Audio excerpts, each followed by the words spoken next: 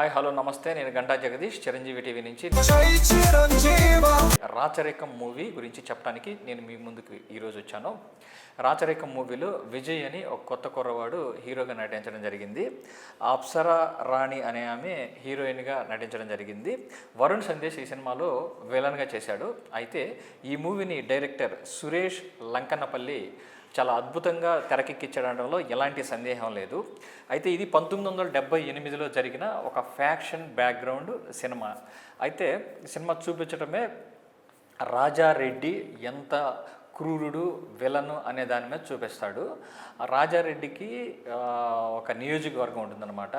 అది వచ్చేసి ఆ నియోజకవర్గంలో ఎవరిని కూడా నుంచోనీయకుండా చేస్తాడు. అంటే ఒక చిన్న క్యాడర్ నుంచి అతను ఒక ముఖ్యమంత్రి పదవి కోసం ఏ విధంగా ఎదిగాడు, ఎదుగుతున్న తరుణంలో ఎంతమందిని అణుచుకుంటా వచ్చాడు అనే దాని మీద కథ నడుస్తుంది. అయితే ఇందులో ఆడవాళ్ళని ఎంత చులకనగా చూస్తారు, ఈ ఫ్యాక్షన్ నేపథ్యంలో ఉన్న ఇళ్లల్లో ఆడవాళ్ళకి అసలు ఏమాత్రం గౌరవం ఇస్తారు.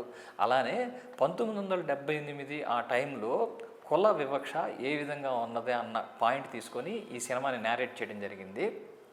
సినిమాని చూపించడంలో ఫ్యాక్షన్ నేపథ్యంగా చూపించడంలో డైరెక్టర్ చాలా చక్కగా చూపించాడని చెప్పాలి.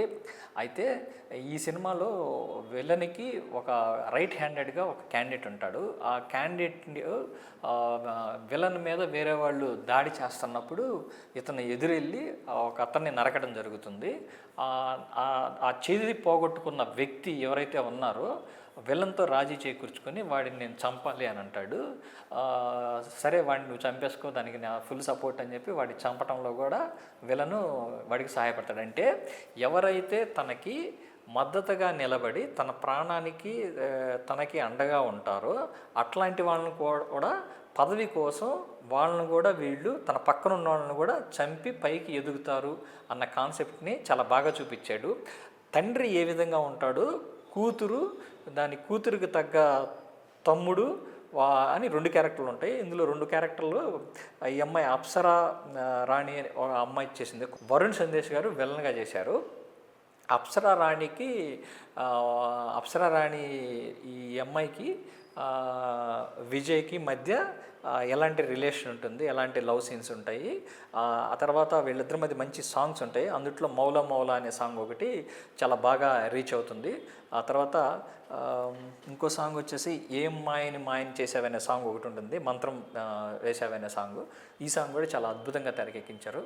కానీ తను అనుకున్న పాయింట్ని కొంచెం స్క్రీన్ ప్లే కొంచెం మార్చి చాలా బాగా నేరేట్ చేయగలిగినట్టే ఇది జనాలకి చాలా బాగా ఎక్కేది. ఇప్పుడున్న ఆంధ్రప్రదేశ్లో ఒక ప్రభుత్వం ఏదైతే ఉందో ఆ ప్రభుత్వంలో కొంతమంది క్యారెక్టర్స్ ఇవి కొంచెం సిమిలర్గా కనిపిస్తాయి. అది ఈ సినిమాలకి కొంచెం మైనస్ అవ్వచ్చు. అయితే డైరెక్టరు ఇంకా దీన్ని చాలా బాగా నేరేట్ చేసినట్లయితే ఇది సూపర్ హిట్ అయ్యేది, జనాలకి బాగా రీచ్ అయ్యేది. కొంచెం స్క్రీన్ ప్లేలో కొంచెం తడబడ్డాడు, అందువల్ల ఈ సినిమా సూపర్ హిట్ జాబితాలో చేరదు. సినిమాలో అందరూ కూడాను వాళ్ళ పరిధికి మించి చాలా బాగా యాక్ట్ చేశారు. ఈ సినిమాలో ఆది ఒక ఇంపార్టెంట్ రోల్ క్యారెక్టర్ చేశాడు, పోలీస్ రోలు. అంటే ఒక రాయలసీమ లాంటి ఏరియాల్లో పోలీసులుకి ఏ విధంగా వాళ్ళు ట్రీట్ చేస్తారు, వాళ్ళ పరిస్థితి ఏ విధంగా ఉంటుంది అనేది చాలా చక్కగా, అంటే 1978 ఒక 20 సంవత్సరాల తర్వాత 1998 2000 టైంలో ఏ విధంగా ఉంటుంది అనేది చాలా బాగా ఇందుట్లో చూపించడం జరిగింది. ఇక హీరో విజయ్ విషయానికి వస్తే ఈ కుర్రాడు కొత్త సినిమా అంటే నూతనంగా పరిచయం చేయబడ్డాడు అనుకుంటా.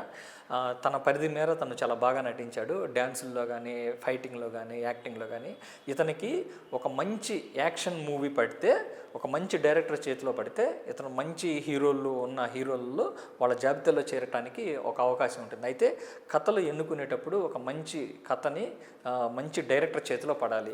ఏ కథను పడితే ఆ కథని సెలెక్ట్ చేసుకుంటే మంచి హీరో అయ్యే అవకాశం తగ్గుతుంది.